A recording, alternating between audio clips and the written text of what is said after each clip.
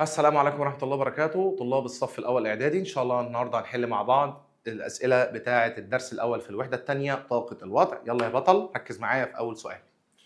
أول سؤال بيقول مجموعة النقاط التي يمر بها الجسم أثناء حركته، طبعًا يا جماعة دي طبعًا تعريف أهو حاجة اسمها مسار الحركة. الطول الكلي للمسار الذي يسلكه الجسم أثناء الانتقال من نقطة البداية إلى نقطة النهاية، طبعًا يا جماعة طالما بيقول لي الطول الكلي يبقى دي يا مستر المسافة، ركز عشان لما يجي أسئلة ما المقصود بيها هاقول لك إحنا حليناها.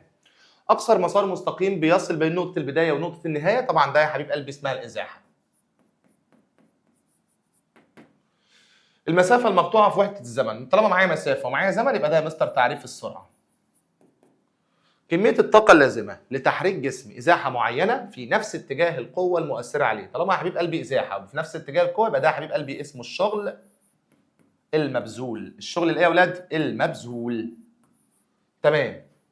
السؤال اللي بعده حاصل ضرب القوة في الإزاحة، طبعًا يا مستر طالما باضرب القوة في الإزاحة يبقى ده برضه يا مستر تعريف الشغل اللي اسمه الشغل المبذول. حاصل قسمة الشغل المبذول على الإزاحة، لا يا مستر الشغل يا مستر لما بيتقسم يا مستر الإزاحة بتبقى بتساوي الإيه؟ القوة، خلي بالك حضرتك معايا، أنا معايا المثلث بتاع الشغل ومعايا يا حبيب قلبي الجميل برضه المثلث بتاع الإيه؟ السرعة. أول حاجة يا ولاد هنا لما يقول لك الشغل المبذول، الشغل المبذول والله العظيم 3 بيقول لك أهو حاصل قسمة الشغل المبذول على الإزاحة يبقى هنا المفروض يا مستر معايا شغل مبذول، أهو هنا يا مستر الشغل. صح الكلام؟ وهنا يا مستر الإزاحة. وهنا مستر القوه، يبقى لو قال لي الشغل بيساوي اقول له يا مستر الشغل بيساوي الازاحه في القوه. القوه بتساوي الشغل على الازاحه، الازاحه بتساوي الشغل على القوه، فارقه؟ لا مش فارقه، ركز معايا. كل دول من وحدات قياس الازاحه ما عدا السنتي، لا صح، كيلومتر، لا مستر برضه بقيسه، كيلو جرام ما فيش منه يا عم، مش كتله. عندما يتحرك جسم مسافه 20 متر في خط مستقيم في اتجاه ثابت بيكون مقدار ازاحته برضه يا مستر 20. بص يا بابا اول ما بتشوف خط مستقيم دي بتعرف ان المسافه هي الازاحه بالملي، فطبعا طالما يا مستر المسافه هنا معايا 20 يبقى الازاحه برضه معايا كام؟ 20. الشكل المقابل يوضح مسار جسم، ماشي، من النقطة A للنقطة B خلال زمن 32 ثانية، مقدار المسافة بيساوي إيه؟ طب يلا يا عم نركز يلا مع بعض، بيقول لك من ال A لغاية ال B أهو، طبعًا بيقول لك إن المربع هنا أو الحتة دي كده الضلع ده بس كده ب1 سم، خلاص؟ أي حاجة يا جماعة ب1 سم، يلا عد كده بقى معايا 1 2 3 4 5 6 تمام 7 8 9 10 11 12 13 14 15 16 كده يا مستر المسافه بتاعتي 16.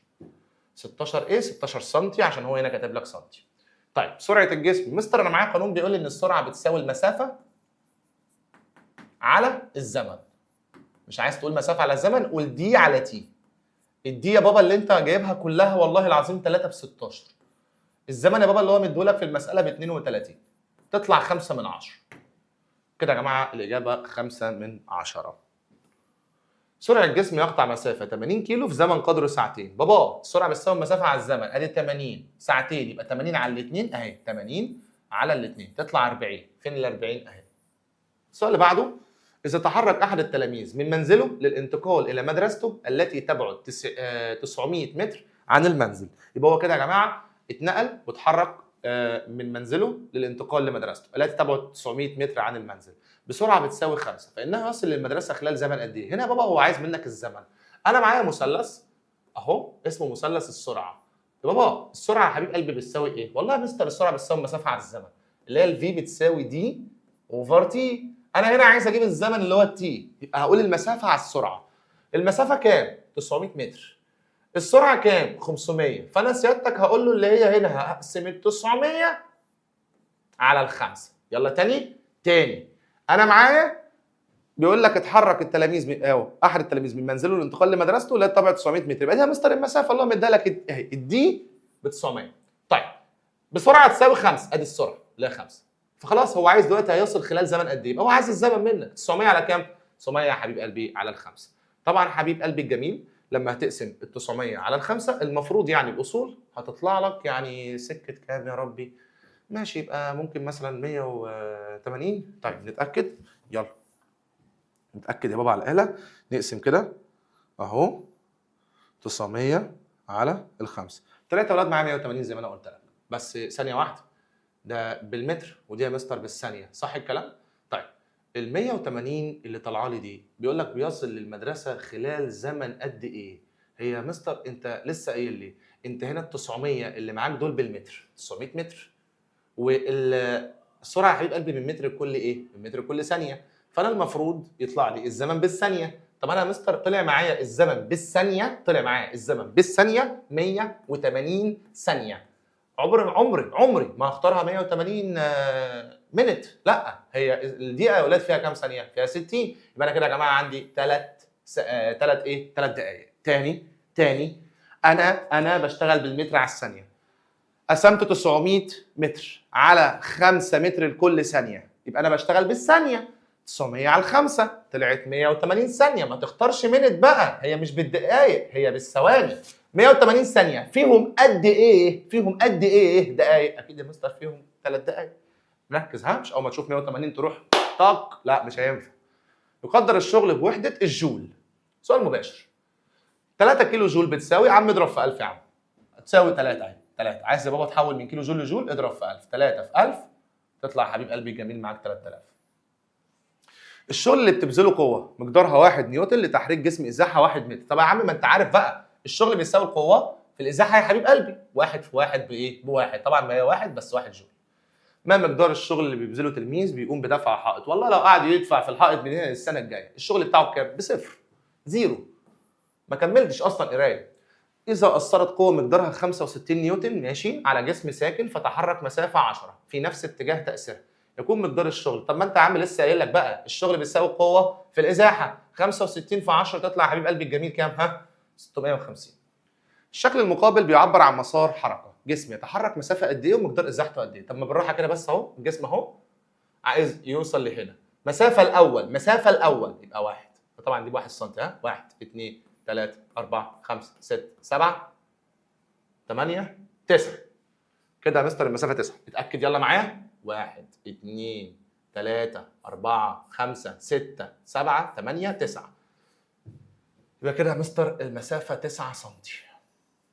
الازاحه يا مستر مش لازم بقى الف بطريق راس الرجاء الصالح، ما تنزل. حاضر، 1 2 3 اقصر خط يا بابا وانزل منه 3.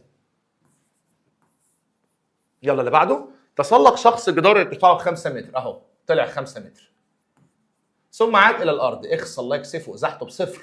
طبعا يا جماعه هو طلع 5 فاكيد يعني مش هيرجع مليون، هيرجع 5. فان المسافه المقطوعه طلع 5 ونزل 5، يبقى مستر المسافه المقطوعه 10 متر. والازاحه الحادثه بتساوي كام؟ صفر، عشان رجع لنفس نقطه البدايه. من وحدات قياس السرعه، طبعا يا بابا السرعه بقيسها بالمتر لكل ثانيه او بالكيلو متر لكل ساعه. الجول بيساوي نيوتن في متر، يبقى يا اولاد الجول بيساوي نيوتن في متر. ليه يا مستر محمود الجول ليه بيساوي مستر نيوتن في متر؟ ما انت بابا الجول ده بالشغل المبذول، والنيوتن دي القوه، والمتر دي اللي هي الازاحه، فالشغل المبذول بيساوي القوه في الازاحه، فطبعا لو وحدات قياس يبقى برضه الجول بيساوي نيوتن في متر. لا تبذل القوة شغل عندما يكون اتجاه تأثيرها عمودي على اتجاه الحركة، أو عندما يظل الجسم ساكن. إذا كان الشغل المبذول على صندوق لإزاحته 2 متر بيساوي 400 ماشي، فإن مقدار القوة لبذل هذا الشغل بتساوي. طب ما بالراحة كده، إحنا معانا المثلث بتاعنا بيقول لي إن الشغل المبذول أهو، الشغل المبذول بيساوي القوة في الإزاحة. هو هنا عايز مين يا مستر؟ قال لك فإن مقدار القوة، فهو عايز القوة، فهتقسم الشغل على الإزاحة. تعالى يلا نقفشهم. الشغل أهو 400، الإزاحة اهي 2، يبقى 400 على 2 فيها كام؟ 200. ثانية واحدة بقى، 200 إيه يا مستر؟ دي بالقوة؟ يبقى 200 نيوتن، وحدة قياس القوة. السؤال اللي بعده بيقول ضع علامة صح أو علامة غلط. وحدة قياس الإزاحة هي نفس وحدة قياس المسافة حصل. تتساوى المسافة مع الإزاحة عندما يتحرك الجسم في خط مستقيم في اتجاه ثابت. مظبوط، أنا المسافة عندي هي الإزاحة لما بتحرك في خط مستقيم. إذا تحرك جسم مسافة 5 متر ماشي، رجع أهو، بص راح 5 متر ثم عاد لموضع البداية، بس إزاحته بصفر، فإنه يقطع إزاحة مقدارها 10. لا يا بابا، يقطع مسافة مقدارها 10، يبقى دي غلط. عايز تشيل إزاحة وتكتب مسافة ماشي، عايز تشيل 10 متر وتكتب صفر برضه ماشي. قطار يتحرك مسافة قدرها 200 كيلو متر، يبقى دي يا مستر معايا المسافة اللي هي يا مستر اسمها دي في 150 دقيقة. اقفش يا معلم، ده عايز بقى السرعة بس عايزها بالكيلو متر للساعة. طب أنا معايا الكيلو متر أهو، بس دي لازم أحولها لساعة. طب ممكن بس سؤال بسيط قد كده، هي الساعه فيها كام دقيقه؟ فيها 60. طب انا لو ساعتين يبقى كام دقيقه؟ 120. طب ساعتين ونص 150 طبعا. يبقى دي اللي هي اصلا ساعتين ونص. يبقى انت كده سيادتك كل بس اللي هتعمله هتقسم لي ال 200 على 200 على 2 ونص، تطلع طبعا يا حبيب قلبي الجميل 80. يبقى اكيد مش سرعته 90، غلط. يبقى 200 على 2 ونص. تبذل القوة شغل عندما يكون اتجاه تأثيرها عمودي، غلط. المفروض يا مستر يكون تأثيرها في نفس اتجاه الحركة، يبقى ده يا مستر غلط. إذا أثر رجل على سيارة ساكنة بقوة مقدارها 80، كده يا مستر مديني القوة اللي هي اف، ولم يحركها من مكانها، فإن الشغل الشغل بيساوي 80. لا، بيقول لك ما يحركهاش. طالما بابا ما حركهاش يبقى المسافة بصفر، وطالما المسافة بصفر أو الإزاحة بصفر يبقى الشغل بإيه؟ بصفر.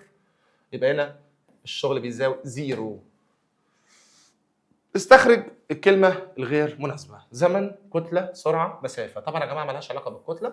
اربط بقى يلا، معاك سرعة ومعاك مسافة ومعاك الزمن، يبقى ده اسمه قانون السرعة.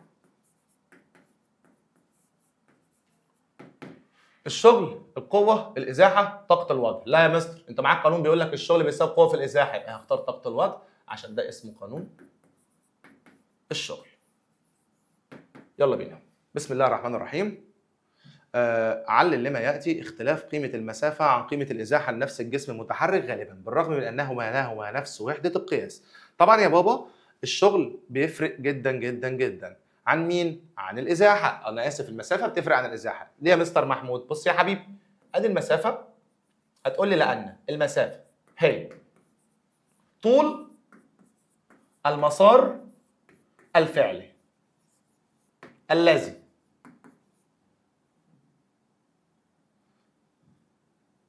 يسلكه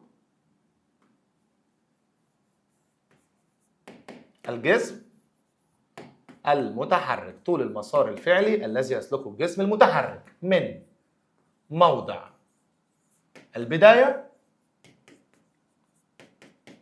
للنهاية. طيب يبقى لأن المسافة أعرفها له، بينما الإزاحة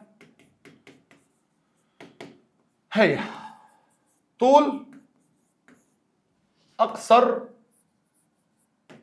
خط مستقيم، طول أقصر خط مستقيم بين موضعين. يبقى بينما الإزاحة هي طول أقصر خط مستقيم بين موضعين، موضع البداية وموضع النهاية. متفقين؟ ده كده يا ولاد حل أول سؤال. السؤال الثاني بيقول تقل سرعة الجسم عند زيادة الزمن اللازم لقطع مسافة معينة. ممكن أجاوبها هنا عشان دي سهلة. بتقل ليه يا مستر السرعة؟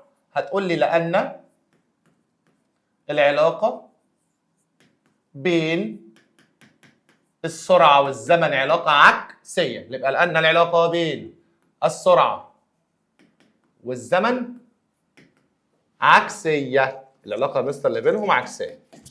الشخص اللي بيدفع حائط لا يبذل شغل لأن الإزاحة، مش طبعا يا مستر الحائط مش هيتحرك فمفيش إزاحة. يعني إيه مفيش إزاحة؟ يعني مفيش مسافة. يبقى لأن الإزاحة تساوي صفر.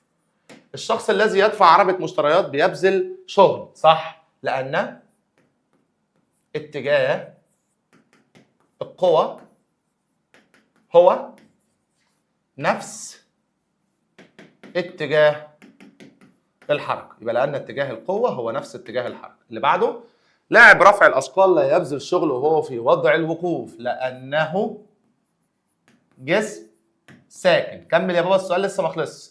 بينما يبذل شغل أثناء نهوضه. هتقول لي لأن اتجاه القوة في نفس اتجاه الايه؟ الحركة. وبكده حبيب قلبي الجميل نكون خلصنا سؤال علل. ما المقصود بكل من؟ قلت لك هي لسه مجاوبينها، فاكتب المصطلح العلمي. وممكن كمان يا بابا ترجع لأسئلة الكتاب هتلاقيها مظبوطة. احنا بنحل الأسئلة اللي فيها مشكلة، كل الأسئلة ما فيهاش مشكلة إن شاء الله، بس احنا بنحل الحاجات اللي مش هنضيع فيها وقت. دي أنا مجاوبها في اكتب المصطلح العلمي كلها.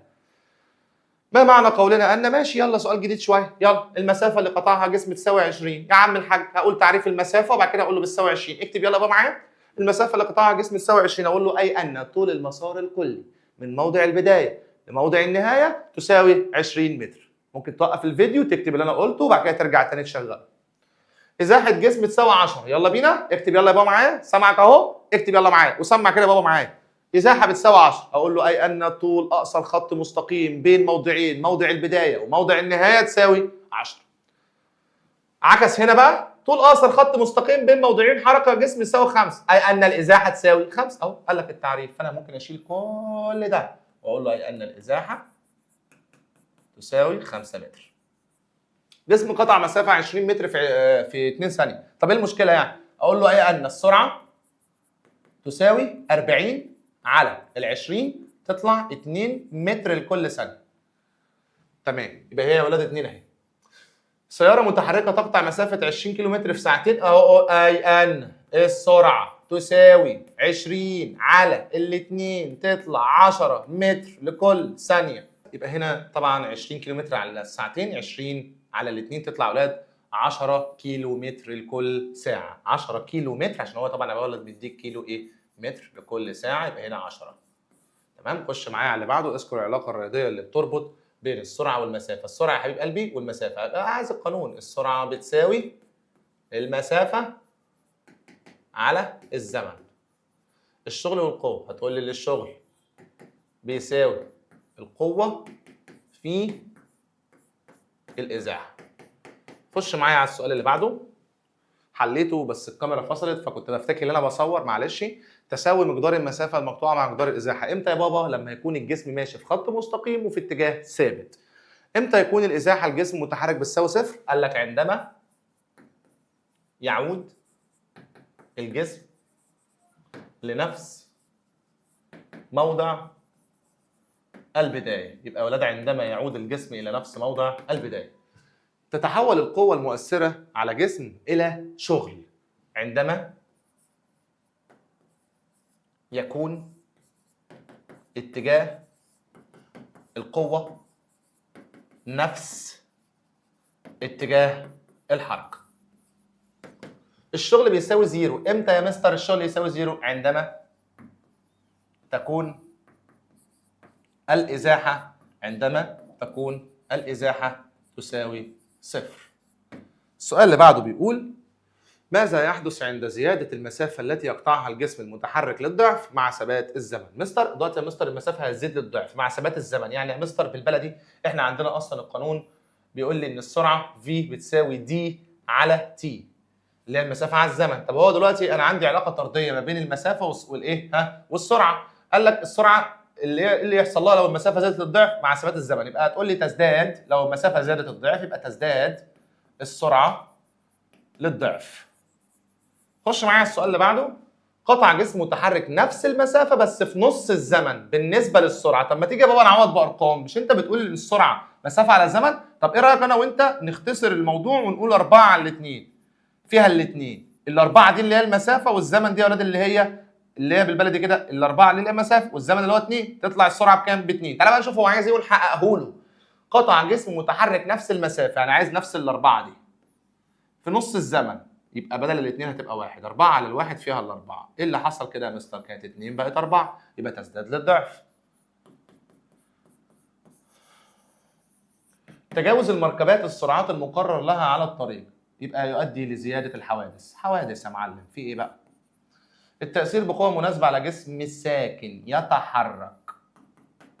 زيادة القوة المؤثرة على جسم باتجاه حركته بالنسبة للشغل. طب يا مستر أنا دلوقتي زودت القوة لما تزيد الشغل المبذول هو كمان بيزيد، يبقى هنا هتقول يزداد الشغل المبذول لأن بينهم علاقة طردية. مسائل بقى. ملعب كرة طايرة على شكل مستطيل طوله 20 وعرضه 40. أدي يا عم 20 وعرضه 4، أنا آسف. طبعا يا جماعة طالما ده 20 تبقى ده 4، ده طبعا 20 ده برضه يا مستر 4. مستطيل بقى. طيب كل ضلعين متقابلين متساويين يا مستر في القياس. ايه المسافه وايه الازاحه لو قام بالدوران حول الملعب دوره كامله؟ طب انا مثلا واقف هنا عايز اروح كده، يبقى المسافه قد ايه؟ والله يا مستر 4 زائد 20 زائد 4 زائد 20، يبقى 20 و20 40 و4 و4، يبقى كده يا مستر الاجابه بص اهو انا مشيت 4 و20 بعد كده 4 بعد كده يا اولاد رجعت ل 20، يبقى انا هقول 4 زائد 20 زائد 4 زائد 20 تطلع 48. 48 يا مستر 48 متر. دي المسافه. طب بيقول لك الازاحه بقى، قام دوره كامله، يعني دوره كامله يبقى راح كده ورجع كان نفس نقطه الايه البدايه، يبقى كده يا مستر الازاحه صفر. قطع عداء مسافه قدرها 250 في زمن قدره 50، احسب السرعه. السرعه يا مستر مسافه على زمن، يبقى 250 على الخمسة، أو 250 على 50 تطلع 5. 5 إيه؟ 5 متر لكل ثانية. سيارة تتحرك بسرعة 20، احسب المسافة اللي قطعتها في دقيقة واحدة. دقيقة واحدة يعني 60 ثانية.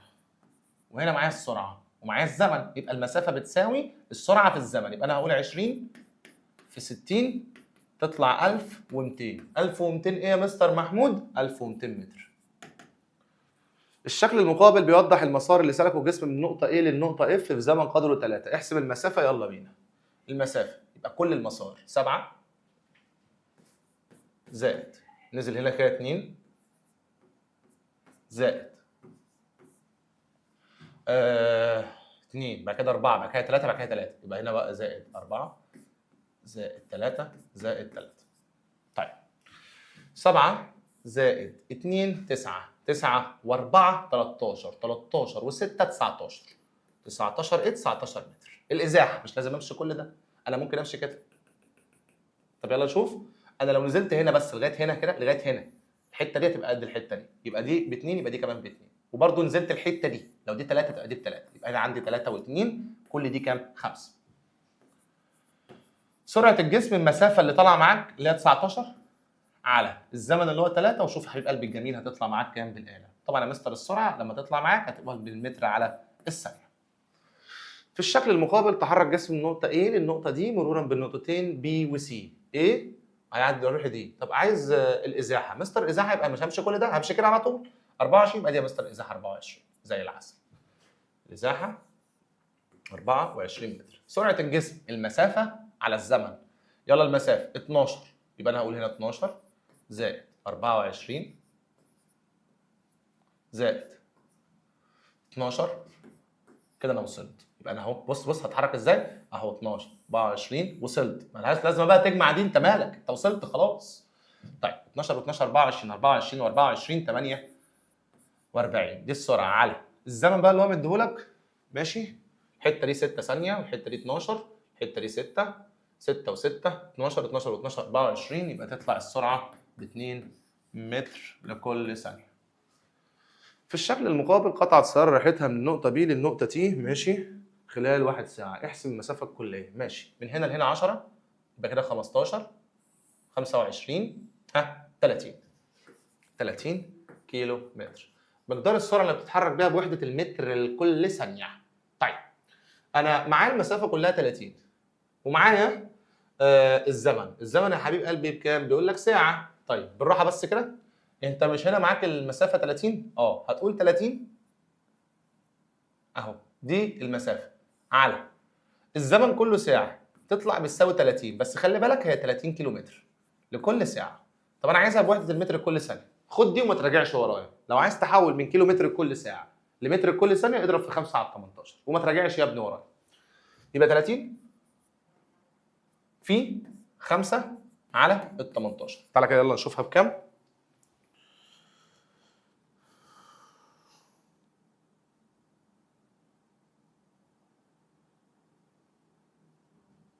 تطلع 8 علامة 3 3 متر لكل ثانية.